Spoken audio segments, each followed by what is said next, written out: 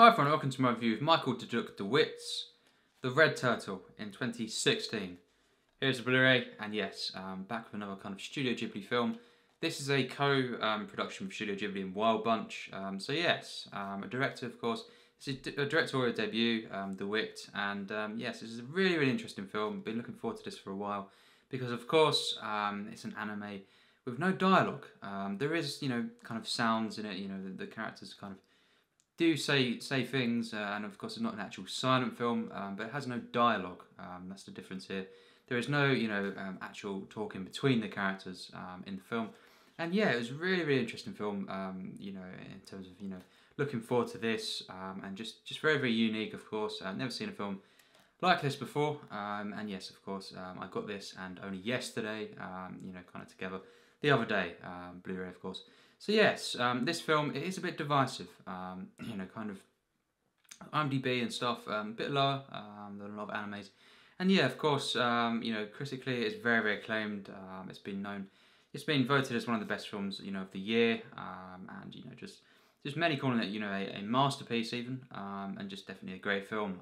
So yes, I was so hyped for this film, but a bit hesitant as well, because it is kind of divisive, and yeah, I was interested to see what they would do with this film, and stuff. And of course, I'd never seen any, this director's work. This was his, feature debut. So yeah, of course, hesitant, but also kind of hyped for the film. And yes, this film, not one of my favourites. Animation, anime at all. But it is a great film. I think very unique. But for me, it's simplistic, and it's beautiful. It really is. It has got some flaws. I have got some flaws with the film. But yes, I'm not going to say too much about the plot. This is the one that you really have to go in kind of not knowing anything about. It's very unexpected what happened with this film. Certainly as well, the ending of the film really just threw me off again. I don't really know for sure, the meaning of everything in the film. It's certainly very ambiguous as well. Be aware it is ambiguous. Some people don't like that in films. I like it, but also, I do like to have at least some sort of, direction of where the film's going, and also just, some sort of closure, most of the time. But this one kind of, it didn't annoy me. It's not massively flawed because of that. I think it was kind of just right. It left some wonder, but it did also kind of give you the emotions at the end. Certainly, the ending, kind of comes together where you do get, I did get emotional, and it does, give you something. But yes, the basic plot. This man, and no one's ever named in the film, of course. This man kind of just gets shipwrecked on this island. That's the first couple of minutes. You see him in the sea. So yeah, it's kind of comparable, to say Castaway, although you've not got anything at the beginning, with his family and stuff. It's just straight in there into the kind of the event, and then he's on the island. And the first sort of 20 minutes or so, it's literally him trying to get off the island, building rafts, and they keep getting destroyed, and him kind of exploring the island and kind of trying to survive temporarily, with the food and everything, and the resources, his struggle to survive. And yes, there's crabs and everything in the film, but there's no, other characters really, certainly for the first 20 minutes. Then this turtle, it's revealed this turtle is kind of the one, doing things to the rafts, and he comes, or she actually, the turtle comes into the film, and of course, yeah, it's a very kind of interesting thing that happens there, for a while, and then of course, a big event happens, around the 30-minute mark, of the film. Now this is when things, really go in a completely different direction, and of course, it's very dark, but very uplifting as well, but just completely unique. This is not a film that you can predict at all. Although it is, very in a good way simplistic. I love, simplicity in cinema. And yes, of course it's hand-drawn animation. Not one of my favourite, kind of animated films in terms of the actual animation. I must say that it's not, anything that's up to the standards of usual, Studio Ghibli even, which usually absolutely stunning. This one is wonderful, but for me personally, it's not one of the best. I think. I do prefer, a lot of the other, anime films in terms of visuals, but it's really wonderful in what it's trying to do, and it is, simplistic. It's very natural and just very pleasing. So yes, of course, when that event happens, and I'm not going to say what happens, you know, you have to find out what it is. Things change. The rest of the film is completely different, and it really went places that I never thought it would. You know, but really, really wonderful stuff.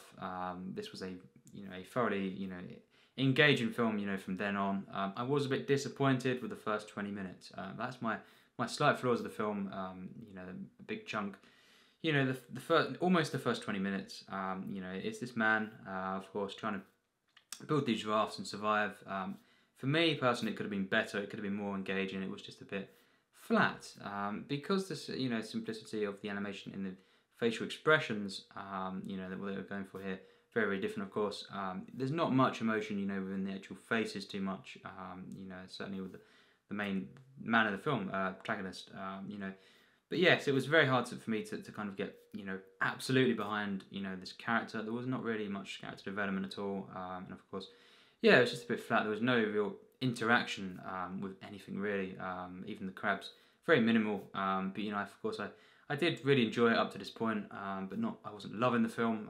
And then, of course, when that event happens, you know, it really becomes absolutely wonderful. Mostly with a couple of lulls, very slight lulls here and there. You know, just for the rest of the film. But really, after that, mostly it is absolutely stunning. There's you know, 10 minutes here and there, a couple of times in the film, you know, where it is actually masterful. Not a masterpiece overall, but definitely a great film. This film, you have to check it out. I cannot say any more about the plot, but the themes, of course, it explores natural disasters, of course, come into play, as in, you know, a lot of the Ghibli's and stuff, anime films in general, and animated films, you know, full stop. But this film is really about family. You know, it's a love story at times. You know, and it really is. It's something, you know, even deeper as well. You know, redemption. There's many themes in this film. I'm not going to get into how they're explored. You know, the exacts, because that would be spoilers. But it really is just a wonderfully creative film. You know, so full of heart and passion, and just really emotional in places. The ending to this film is actually one of the most emotional I've seen in a while. Wow, that really hit me. You know, even though of course it had some ambiguity, you know, to the ending in many ways, and you kind of left thinking, well, what's the purpose of, you know, of certain things there? It really delivers a punch. You know, emotionally, it was really you know, something else. And of course, it's just a film for a lot of the second half that really portrays something really wonderful, human, you know, and just something that is just, you know, very pure, and of course very spiritual. This film is very spiritual. You know, it really does. It strips back, you know, many you know, animated films to the kind of the pure. Of course, there's no dialogue, so it's pure visuals, and of course the music in the film. The music is absolutely wonderful. You know, it's really rousing at times, and it's just the subtle moments even in the film. The music is absolutely wonderful. It really added, of course, to the experience. You know, and it's just a really wonderful film, portraying, of course, family, love, and just, you know, the way it portrays nature. You know, kind of the kind of you know, fate and everything it delves into really wonderfully here. Yeah, you can say some say it's predictable. But that doesn't really matter for me in cinema. It's about how it happens. You know, it's very at times, you know, linear, but you know, as well, it's very unique. I've never seen a film like this. Certainly, an animated film. You know, it's very different. And of course, while it's different, it's not one of my favourites.